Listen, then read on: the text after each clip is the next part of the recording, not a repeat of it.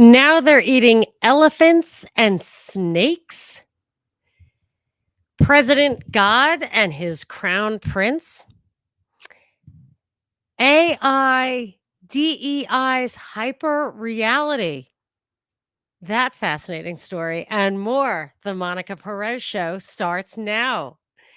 Thank you so much for joining. I do want to ask people one more time to vote at vote.austinfitmagazine.com/lifestyle/best-podcast. I actually think I have a shot, and I have a lot of close ties to Austin. My show is produced there. My favorite sponsor, True Hemp Science, my only sponsor, my only supporter, is True Hemp Science down there. And you can use the promo code Monica and get a goodie. I don't know what it is. We'll probably do something for the holidays. And I got married there. So, which I want to tell you, it's my 25th anniversary coming up, and I'm going to take a couple of weeks off to do something super cool, do some traveling. And so I'm stockpiling some shows ahead of time. Therefore, I'm going to do live readings of the book and have conversation with you about it. Mass Control, Engineering Human Consciousness. I'm going to do some extra ones. So I want to make sure that I have one for every Saturday story time where I post that in the audio. But in the meanwhile, I'm going to do the live videos and kind of back them up. So I'll have a couple of those readings over the weekend. I haven't decided on the times yet. And then next week, probably Monday at 2, which I really try to do 2 o'clock Pacific. I always try to do a little book reading then. If you don't listen over the weekend, you might have to just kind of go back and re-listen then. So keep your ears open to that. Thank you. All right. I think that's it. Oh, and just one quick thing.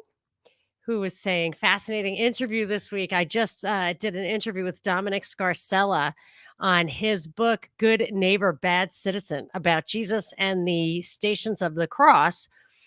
I just was picking his brain on his ideas. He's an anarchist, and I always think that's interesting, a Catholic anarchist. Not sure how that flies with the, whatever the authorities there. But it was very, very interesting conversation. And I thought it would be nice to kind of, as we approach the holiday season.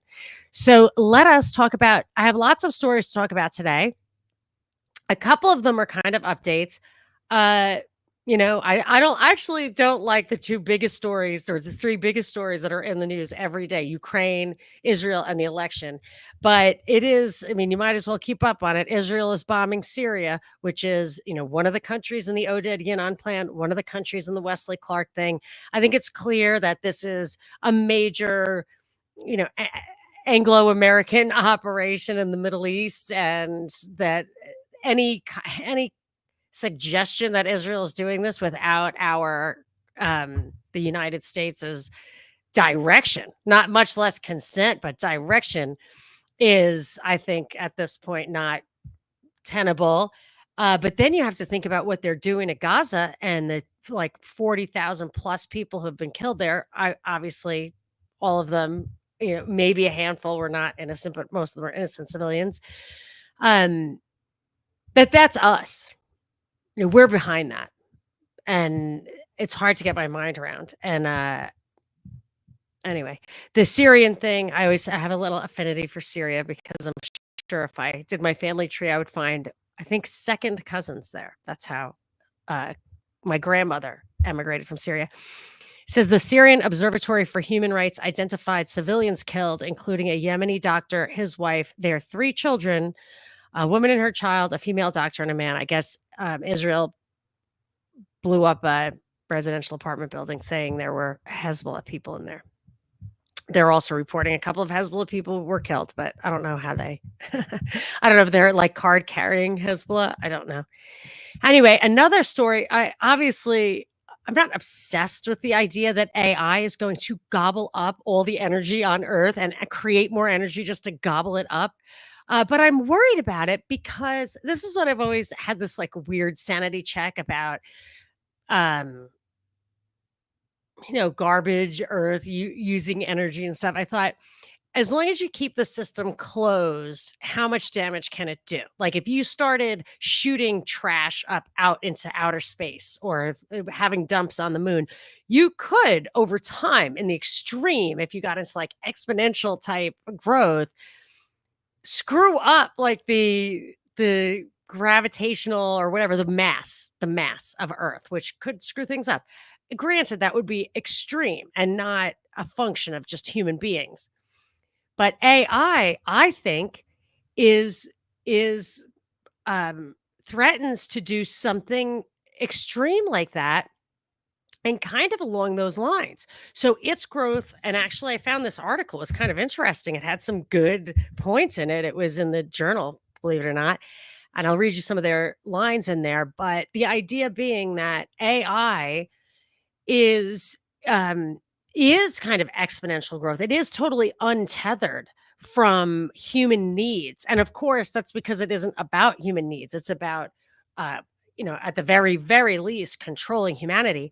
So the growth is fantastically exponential like that, or logarithmic even potentially. And yeah, I hadn't thought of them uh I thought of them shooting waste into space, but what I hadn't, and like screwing up mass that way, but the amount of energy they are talking about, I think could have a like a basically cosmic impact, that converting whatever mass to energy creates entropy. It's violent, and then you use it, and that creates waste at a scale unfathomable with respect to human needs. Just it seems so imprudent, you know, and to consider we're not going to benefit from it. So let me read you some of this, and like a very small like analogy or example of that is whaling. So you think about whaling and how dangerous, or how whaling made whales go extinct. And I used to love whaling books. I have all these, like I read Moby Dick and all these whaling books. I don't know why I like those. Uh, the original Moby Dick story, which was a true story. Guys, men against the sea, like all the bounty stuff.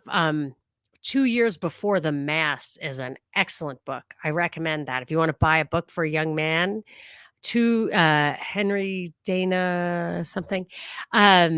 Very very good book. And I just always like that stuff. And you think, okay, well, these whalers got the whales to be extinct. No way. It was 20th century whaling technology and techniques in the hands of the the efficient Japanese to that really just, I mean, not decimated the whale, many, many times decimating the whale population. That's when they started going to the brink of extinction. When you applied this, uh, um, uh, supernatural, almost, above hypernatural techniques to nature, and it's really a problem. So all right, so they're telling us, this is the headline of the story that caught my eye.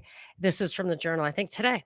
AI may bring back 3 Mile Island. Microsoft plans to reopen the 1979 disaster site. Proliferating data centers need more energy, something like that.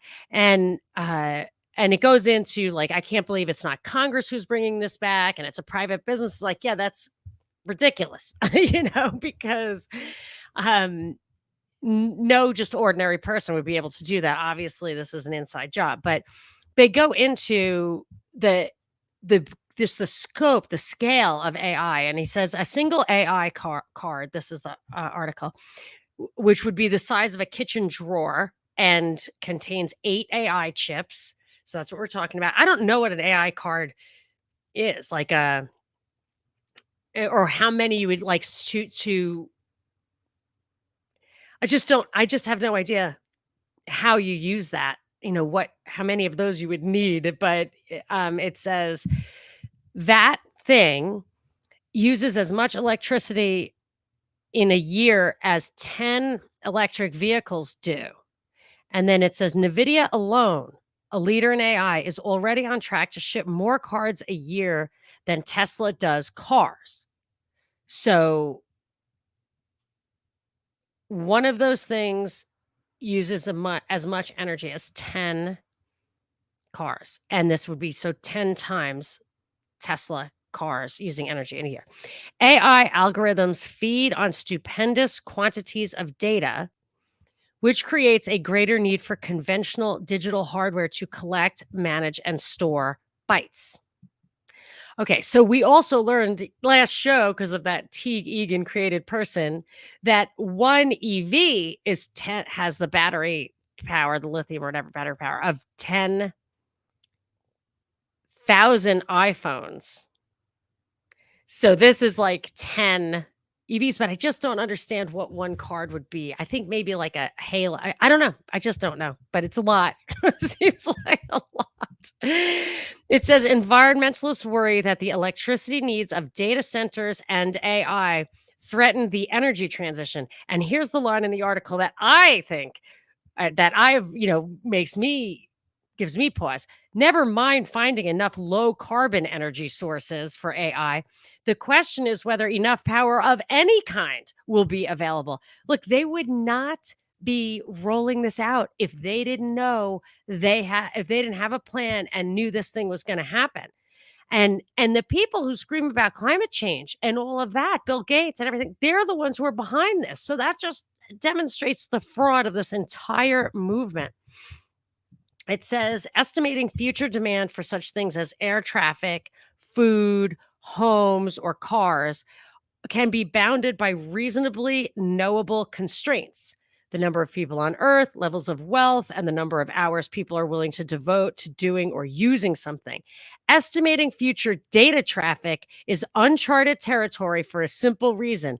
There is no limit to demand for and supply of data. And that is how I like to think about things. Like, what would it take one person to use this much energy in a year? Think of all the things I do, think of how much it costs.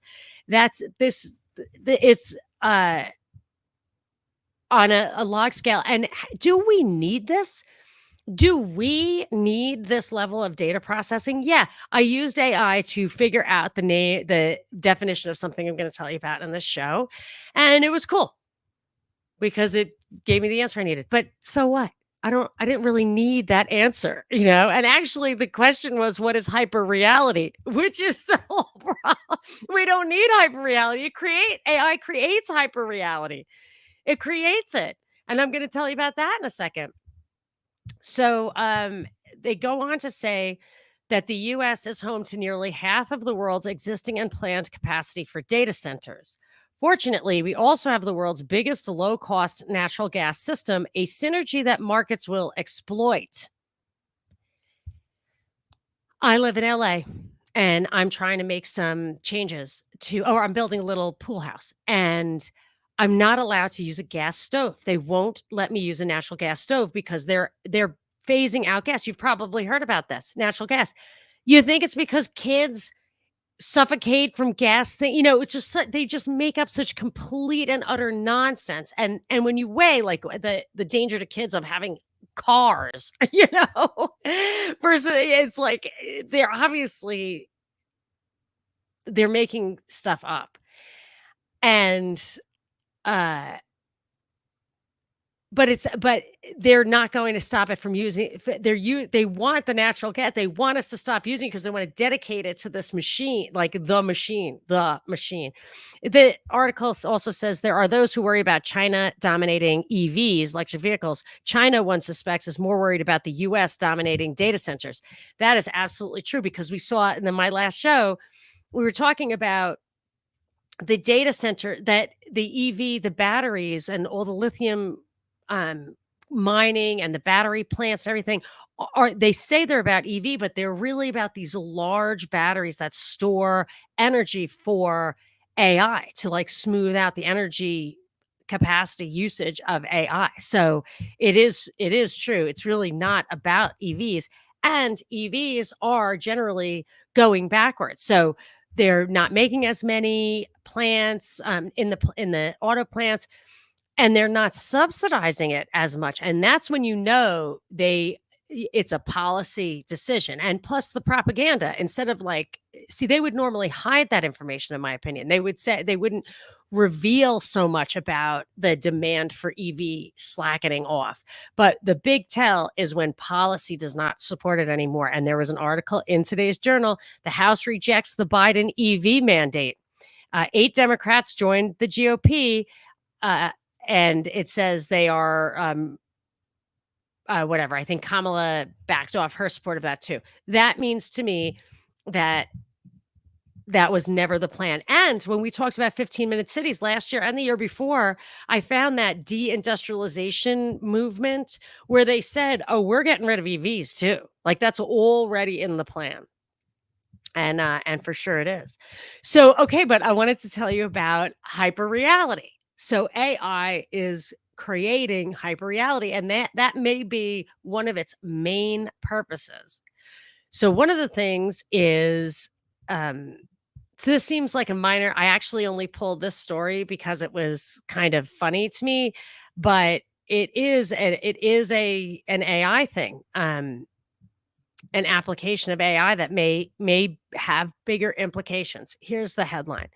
New score uses AI to rate brands' inclusivity in advertising. Backers hope analyzing ad elements such as age and skin tone will encourage more equitable representation. And I object to the very premise of what they're saying. My argument is that what they are saying they're setting out to do is the opposite of what they are actually doing. So let me see. I feel like we were having a little disconnect between voice and video. Let's check that. Sorry, we were on a roll there for a second, but I care about the quality. All right. Okay, so here's what the article says. A new initiative called the Representation Index. Remember that. It's the Representation Index. Aims to give brands scores to reflect how inclusive their ads are or aren't. It uses AI in 2 ways. It will use AI to analyze elements such as age, body type, skin tone, gender expression, and accessibility to create a score between 0 and 100, with higher scores deemed as being more inclusive. If you score 20, you've got work to do, said Joe Kinsella, global president and chief operating officer of XR Extreme Reach. It seems kind of redundant. XR Extreme Reach. In the world of AI, you can auto-generate an ad where you can say, make this man a woman with this skin tone and this body type. And you can move much quicker. I think it would be much more quickly than you could have years ago, where you had to mobilize a whole production team. So they're using AI to narc on you, but they're also using the AI to create something that isn't real, to take a man and say, make it a woman with darker skin. Just do that in your ad. And you could just do it real quick. Just press that button. Go ahead. Just real quick, because otherwise you're a jerk. You're just don't. So, but companies are pushing back. That's what the article is about, because DEI is on the wane. People are getting sued. The Supreme Court had that anti-affirmative action judgment last year.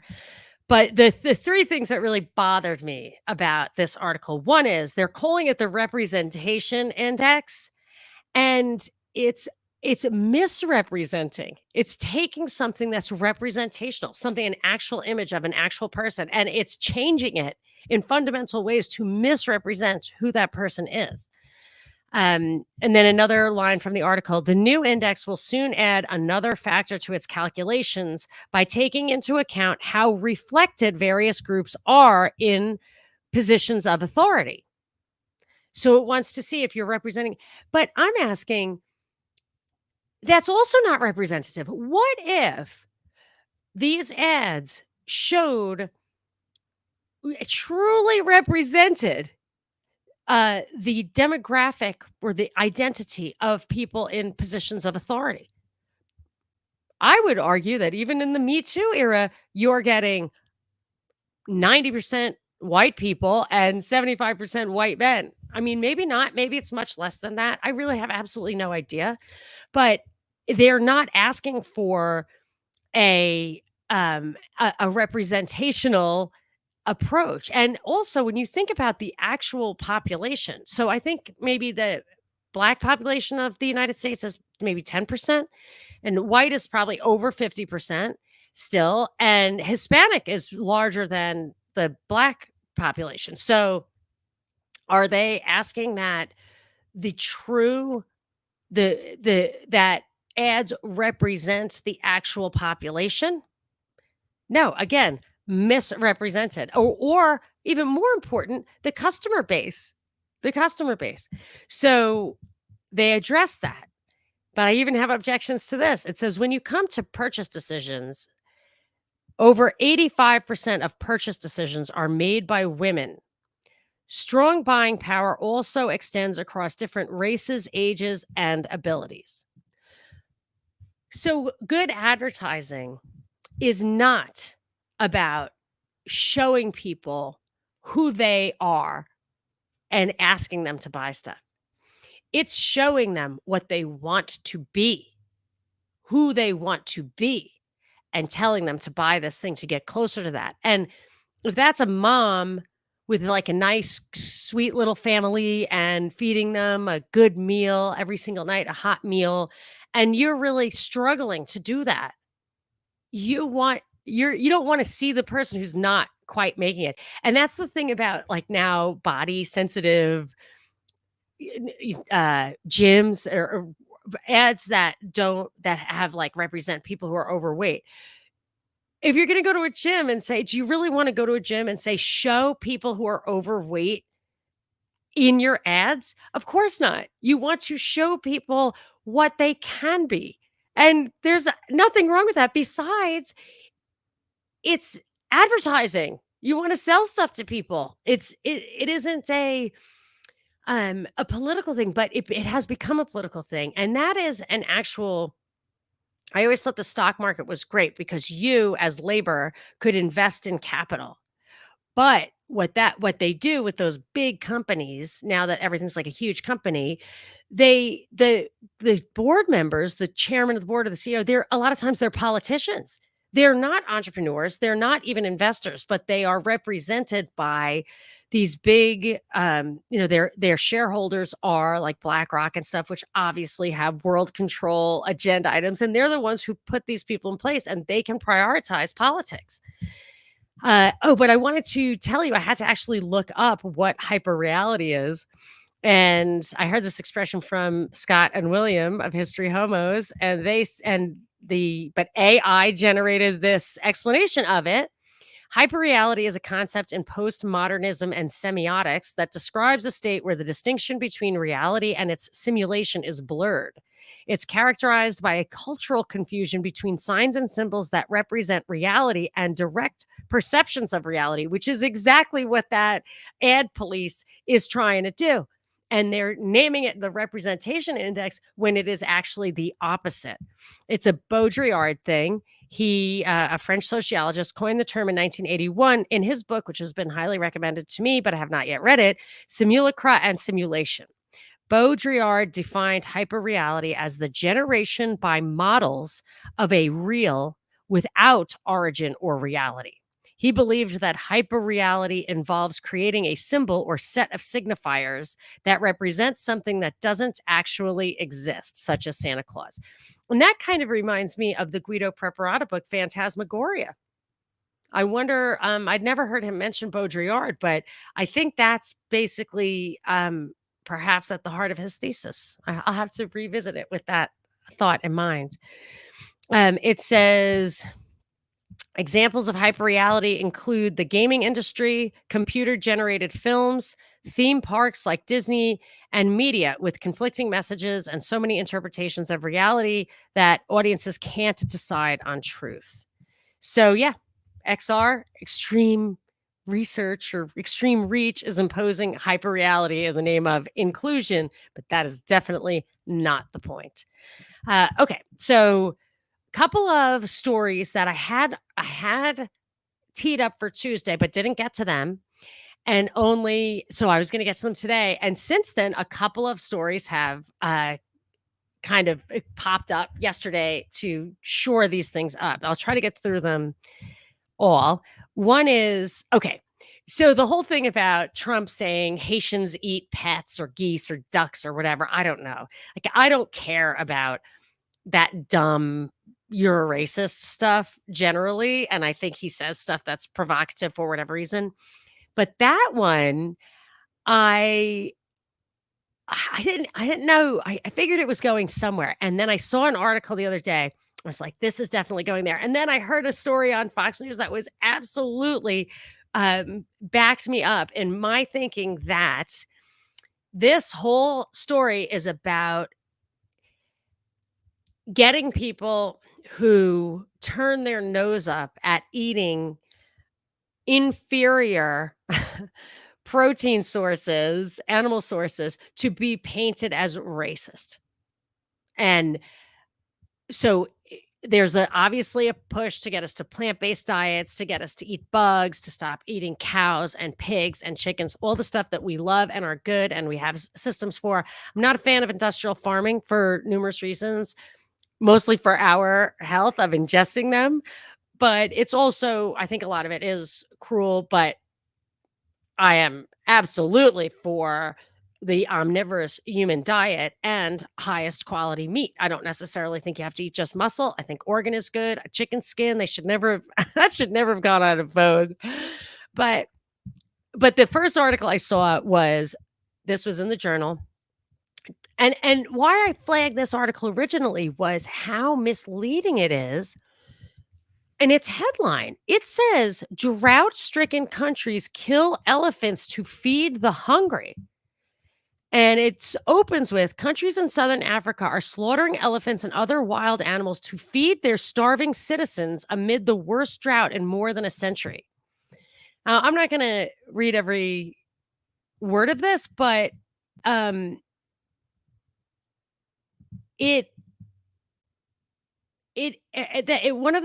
one point it says there are 228,000 elephants in Angola, Botswana, Namibia, Zambia, and Zimbabwe, which is like half the elephants in Africa. That's where they're doing this. And it explains in this article that they're doing it to cull the herds. There are too many elephants. And instead of throwing the meat away, they're using it to feed their starving people, which is great, which is exactly what they should be doing. Why not? If the stuff's edible, that's what they should be doing. But they have this weird quote in here. It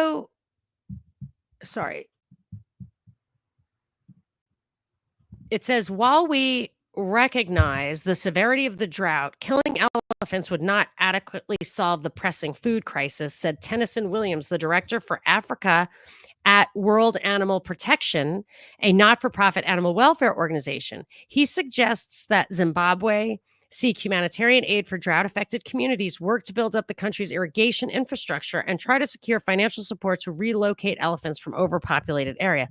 What an incredible burden when they could just kill them. There are too many and people want to eat them.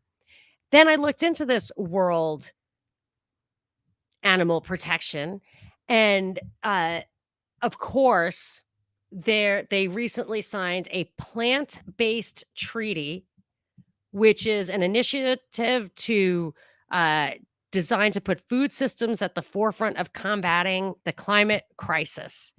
And it says it urges a global agreement to relinquish the animal agricultural industry, to promote a radical shift to plant-based food systems, and to heal ecosystems and reforest the earth. So they have an agenda there, but the Wall Street Journal, Fox News, stuff like they act like they're the counter woke thing, but they promote all of these stories, all of thing spins, just like the rest of them. It's a controlled opposition, and that's a classic form.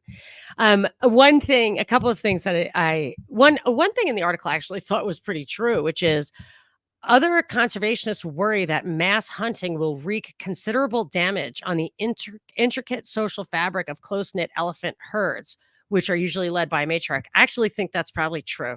That would kind of be nasty. So I don't like that. Maybe elephants are too smart to just go murder. Like it would be not, maybe it like rises to that level. Um, that is, I actually think that is a consideration that I wouldn't love that, but I'd have to know more about the entire problem to offer a solution, but I found this a misleading and article and had a purpose later on. Another thing he said, which I'll tell you in a second, another thing he said that I didn't like in this article, it says, Evans said killing large numbers of elephants can also weaken the genetic diversity of the remaining population. I would say that's absolute complete crap. There are 500,000 elephants and you only need 30 elephants to regenerate a species, as we found with the bison in the US. If I'm not mistaken, you can check my numbers, but as far as magnitude, I think I'm pretty spot on. Okay. I was thinking, yeah, okay, now they're eating elephants, geese, pets. Like, is this going somewhere? Am I being like overly paranoid? Then yesterday, I hear this crazy story. Dog sniffs out 2 pounds of snake meat in passenger's bag at Dulles International.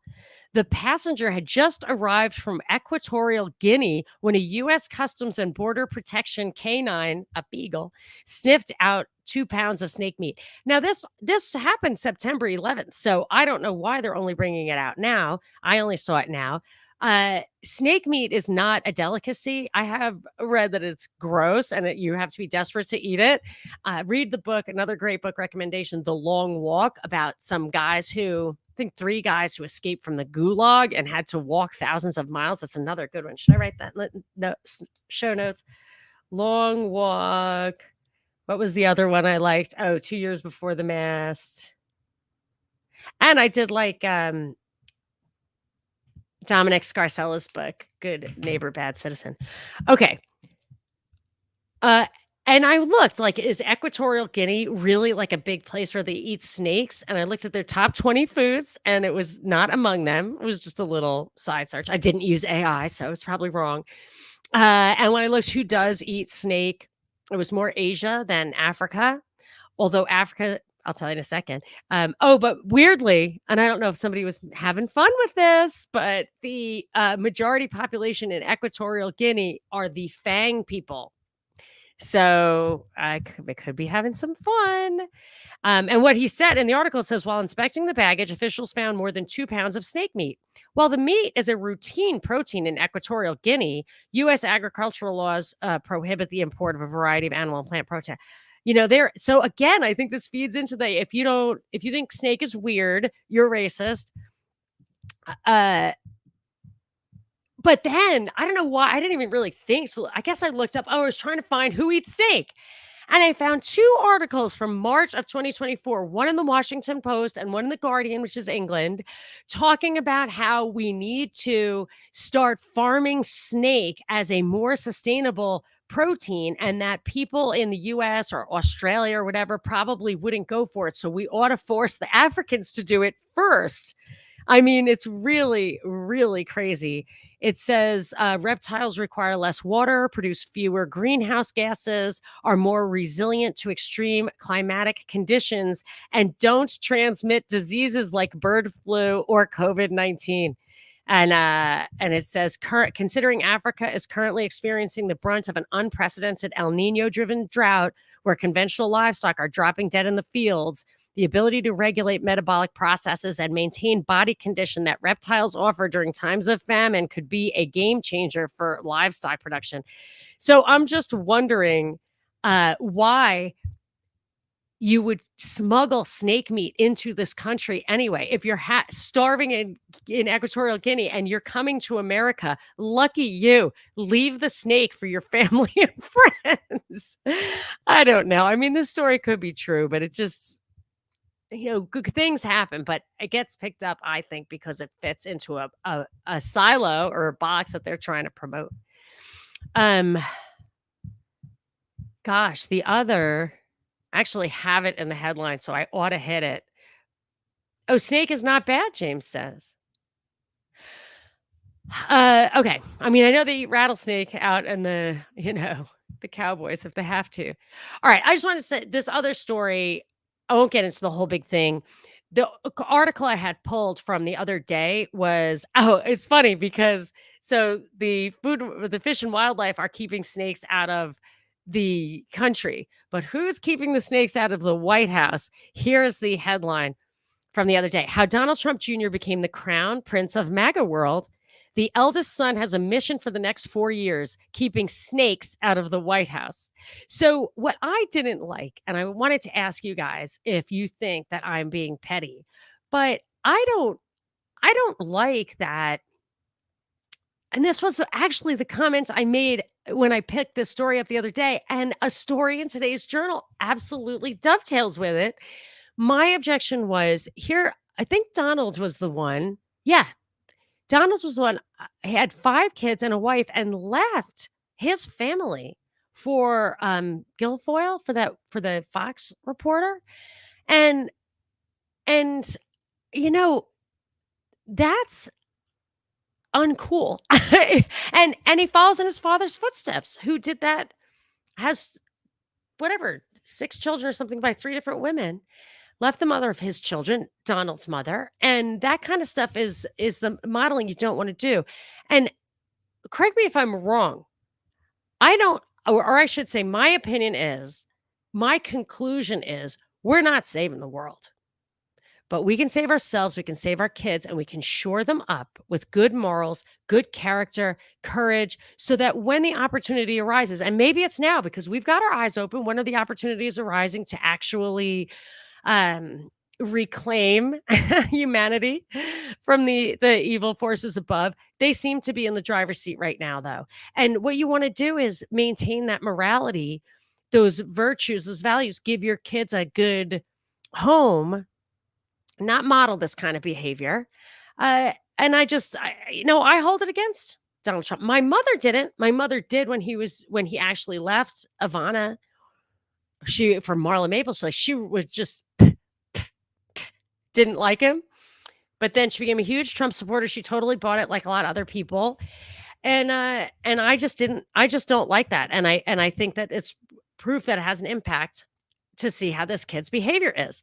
So, but in the article, it also said that he really pushed to have Vance as VP. Now I'm wondering if Donald Jr. would be Vance's VP, if Donald Jr. is there to give a lasting kind of moral and political legitimacy to the Vance Teal centralization plan, technocracy plan. I don't know. I always did think that Trump's purpose is was more his own motivation was more about putting his kids in place than making the money. Although, and people say he's a billionaire. What does he need money for? He's not doing this for the money. He was not a billionaire. He was not a billionaire back then, and or it was revealed in the Trump Nation book. And when Trump sued that guy to say, yes, I am a billionaire, whatever, he dropped the suit. But now he is. That Truth Social, he is past the point where he is not allowed to sell it. It's been rallying lately. He is now worth absolutely billions of dollars. I would keep my eyes on, I don't know how long it takes between when they have to report that they're going to sell and they sell, and then we find out that they've sold or reported it.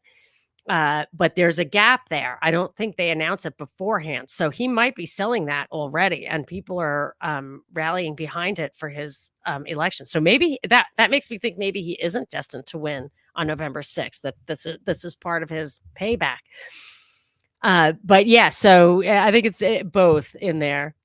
But the article that I read that drove home my annoyance with this contradiction between Trump's behavior and the people who basically worship him is the article from today. The evangelicals calling for spiritual warfare to elect Trump. Lance Wallnau and other leaders of the new Apostolic Reformation believe that Democrats represent the powers of darkness and see Trump as an anointed figure. So this goes into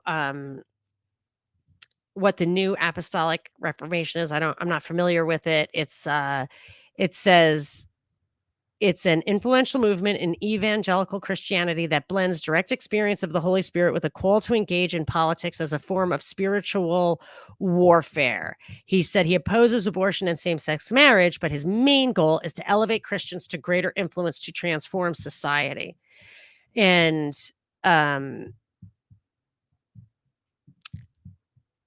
it goes into, it says Donald Trump, with his 3 marriages, tabloid lifestyle, and reality show background, managed to win the hearts of Republican voters over more legit Huckabee, Santorum, Ted Cruz, like religious people.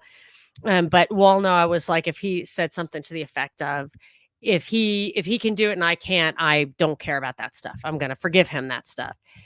So obviously, this is, I think that the Christian nationalism stuff, the Catholic integralism stuff is exploitive of Christianity, tries to hijack Catholic hierarchy the way I think in Europe they're trying to hijack the Islamic, authoritarian bent as a template for the synergistic society, the secular religious future that I think they are hoping for, a highly controlled society that has these like beyond just legal restrictions and really have a moral restriction without, kind of a godless thing or a nebulous kind of God. But at least 10 years ago, I wrote a review of a book. Hold on. I'm going to get to the comments in just a second. Sorry, I went over. Coping with a religion. Oh, sorry. I read a book, Neoconservatism, the autobiography of an idea by Irving Kristol, who Bill Kristol is at the Weekly Standard. I think he was a member of PNAC. Anyway, it's actually a good little blurb that I wrote of that. I'll put it in the show notes at monicaperez.com. But it tells you how cynical they were in how they were constructing the Republican platforms. This is a quote from Irving Kristol's essay in 1993. It says, coping with a religious revival is something that conservatives and the Republican Party are not yet prepared to do. Religious people always create problems since their ardor tends to outrun the limits of politics in a constitutional democracy. But if the Republican Party is to survive, it must work at accommodating these people. In a sense, the influx of the religious into American politics is analogous to the influx of European immigrants into our urban centers between 1870 and 1914. They created many problems, but the Democrats welcomed them while the Republicans shunned them. That was the origin of the natural Democratic majority. The Democrats are never going to be able to welcome the religious, but if the Republicans keep them at arm's length instead of embracing them and shaping their political thinking, a third party and a restructuring of American politics are certain. One way or another, in the decades ahead, they will not be denied. And going back to the Journal article, it says evangelical voters have leaned Republican for many years. George W. Bush, so that was 2000, right after Irving Kristol wrote this, within the next, right, Clinton was the president then, the next president, he described himself as a faithful Christian, and he won nearly 70% support from white evangelicals in 2000 and nearly 80% 4 years later. So I'm very cynical skeptical. I mean, it's not cynical. I think it's founded. I don't think it's unfounded. In the idolization, the worship, the making this all a religious thing.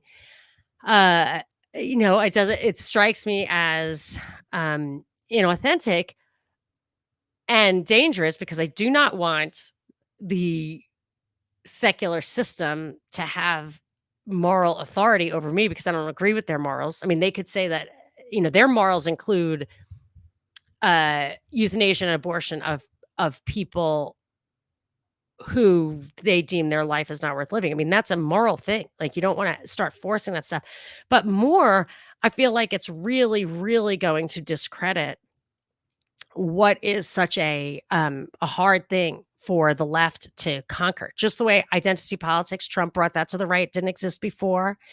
And, the way Ron Paul drew on our foundations in the Declaration of Independence and the Bill of Rights, the Constitution, and really got people going again. And Trump hijacked that energy, in my opinion. I mean, I think that's, there's no doubt in my mind that that's what happened, but Yeah, so I don't like it, and but I am curious to know if you think that I'm too judgy on that, if it really doesn't matter and you shouldn't you can still consider them, uh, uh, in legitimate colleagues of the religious despite their behavior, and I actually don't think these people are necessarily legitimately religious. See, I think these guys are setups anyway. I don't know anything about that guy. I didn't look into this Walnut or New Apostolic Reformation.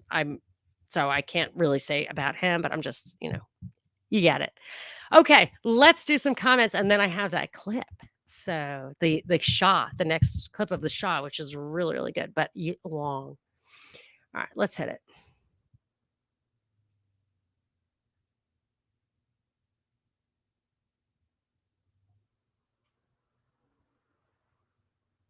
Oh, congratulations to me for being married for 25 years. And I have to say, I had gotten some good advice over the years before that of like whom to marry. And the most important thing someone told me was someone who could grow with you.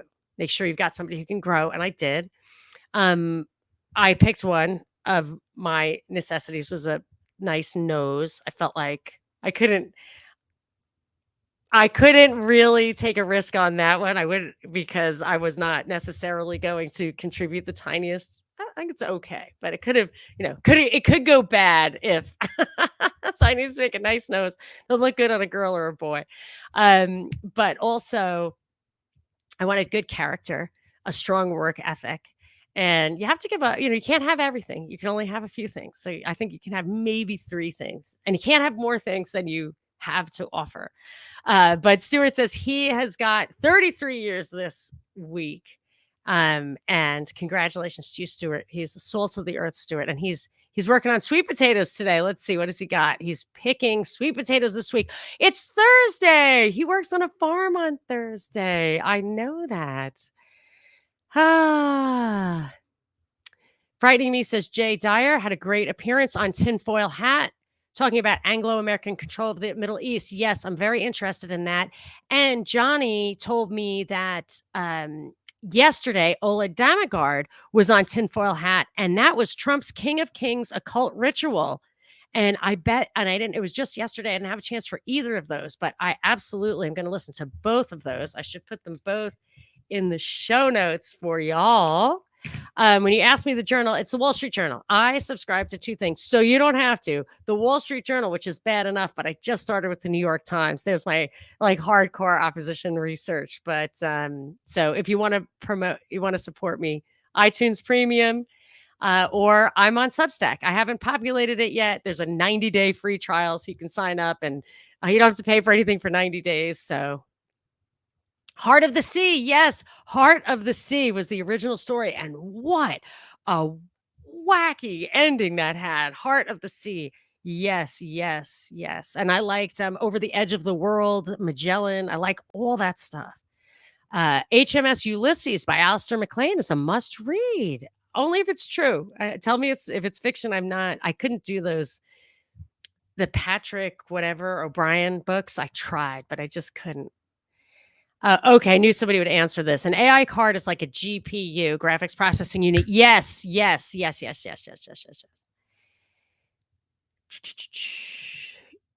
Burning Beard says Gates TerraPower's Natrium reactor demonstration project is a sodium-cooled fast reactor designed with a molten salt energy storage system. Boy, sounds like nothing could go wrong there.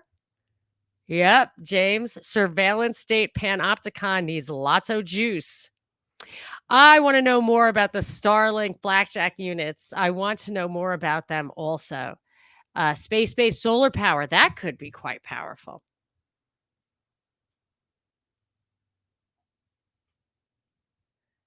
Wedlock is for life, baby. Simulation theory is modern day Gnosticism. Yep. Wow, HyperReality is an Adam Curtis film. I will look up that. He was so good. I've never watched a Curtis film I didn't like. I actually own 3 of them on Century of the South. There were a few of them.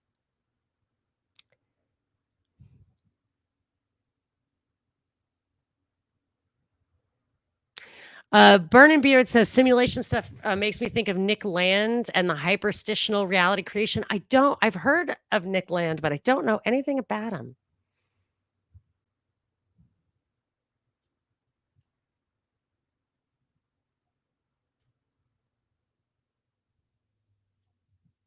I do like to eat weird stuff also.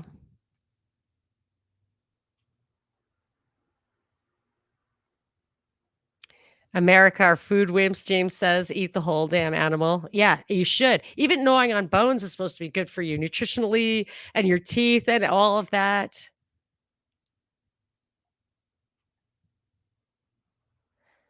It is fun. Sometimes we have so much. Oh yeah, frog is good. Yeah, I'll eat frog. Yeah, but it's like crab.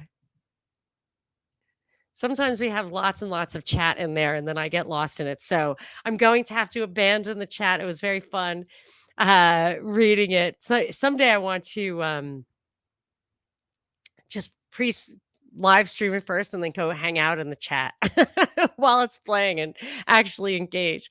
So so I'm going to I'll probably pop in, yes, because I wanted to show you something. This is another one by the Shah of Iran. So 60 Minutes did an interview with them in 1974, which I played at the end of my last show. This is one from 1976. Hat tip to Hrvoje Moric, my partner, one of my two partners with Parallel Mike on Cognitive Dissidence, our new podcast, which is great. I really love it. And he turned me on to this clip, which I'm going to show you. This was in 1976. Now, in 3 years from here, the Shah's on the run. And he was dying of cancer anyway. So I think they double whammied him. They gave him cancer and they gave him a revolution. So even though he was put in by the CIA, I think he was like JFK or Nixon or Reagan and wasn't totally under control. And stay tuned though, because at the end, I'm going to show you a pretty telling chart. Let's see. Let's see what we got here.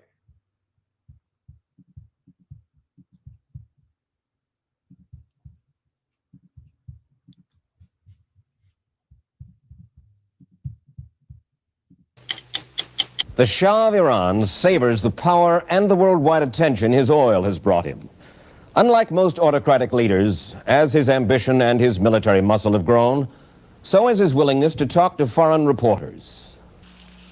60 Minutes made its yearly pilgrimage to the Shah's palace in Tehran to canvass the royal views on assorted topics, among them our presidential election.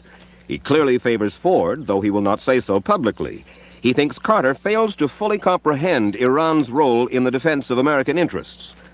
On the Middle East, the Shah is committed to a secure state of Israel, but he insists the Israelis must give back the Arab lands they conquered in 1967, and he believes the Jewish lobby in the United States helps breed Israeli intransigence on that matter. Remember the last one that we watched, 1974, it opened with, I think it's Mike Wallace saying, you're pro-Israel.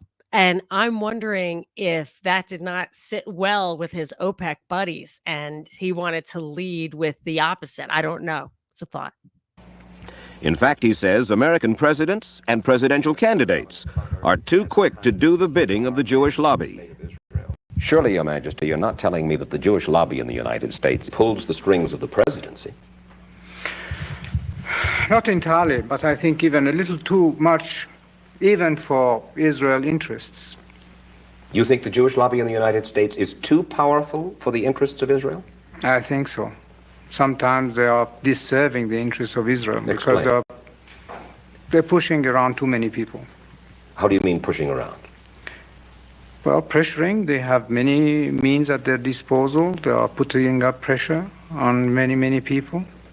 And at the end, I don't think that it will even help Israel. Why, if this is true, why would the President of the United States pay attention to that lobby? They are strong. Strong in what sense? They are controlling many things. Controlling what? Newspapers, medias, Your Majesty. banks, finances, and I'm going to stop there. Well, now wait just a second. You really do believe That the Jewish community in the United States is that powerful? They make the media reflect their view of foreign policy? Mm-hmm. Yes. They do not report, we do not report honestly? Don't mix things, please. I don't say the media. I say in the media they have people. Not the entire media. Some newspapers will only reflect their views, yes. No? The New York Times, for instance, is owned by the Salzburger family, who are Jewish. Are you suggesting that the New York Times is biased in its treatment of the question of Zionism, Israel's existence, the United States' relationship with the Arab world? I will have to put all the articles of the New York Times written on this subject and draw the conclusion. You can put this to the computer and it will answer you. What you're saying is that, yes, you do believe. Well, let's wait for the answer of the computer. Washington Post? The same. The networks? Less. I must say you are speaking with your characteristic candor. Yes, if you like. I try to be candid. I have always been. He was even-handed in his candor. Next, he turned to the Palestinians. The Palestinians obviously had the sympathy of many, many people, almost all the countries in the world, persecuted people, stateless people, looking for a home or something. Yeah. You know, exactly like the sympathy that the Jews had when they were searching for a home. Right. But our good Palestinian friends must know that there is only a limit to where they can go and bully the world. Bully the world? Yes, by terrorism and blackmailing and this and that. You know perfectly well, Your Majesty, that the leaders of the Arab world find the Palestinians as much a problem almost as the Israelis do. Isn't that a fact? What I can say is that they should really open their eyes, reassert their situation. And if there is a hierarchy and someone there in command Of the Palestinians, you mean? of the Palestinians, to start a new policy, because the actual one is going to lead them nowhere. With whom do they really have understanding? With Assad, with Sadat, with Hussein? That's a very good question. They have none with any of these leaders. Not to my knowledge. And they seem to be out of control. It seems so today. And what about the Arab leader who supports the Palestinians, the terrorists, with his oil money, Muammar Gaddafi of Libya? He's crazy. You really believe that? Oh, yes. No doubt. The man is absolutely irresponsible and crazy. We moved on to the subject of Iranian money and tales of monumental corruption, bribery, even in the royal family. Princess Ashraf is the Shah's sister. Let me quote to you from a piece in the Washington Post. A wealthy Iranian businessman says, "Not a truck can move anywhere in this country without a payoff going to Princess Ashraf." Who is the silly person who can believe that? Why would you imagine this kind of thing would find its way into print? First, you like to print those things. You newspaper people always must be sensational. And You're satisfied? one of your whipping boys today seems to be us in this country. So, you go for these things. But so many stories like this have proved to be true. They all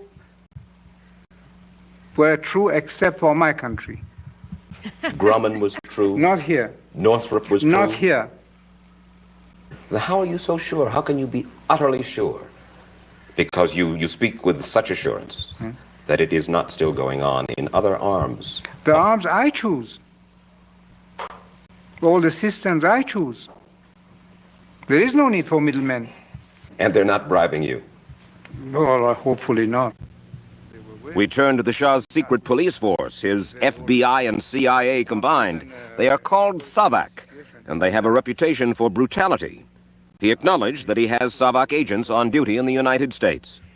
And they are there for the purpose of checking up on Iranian students.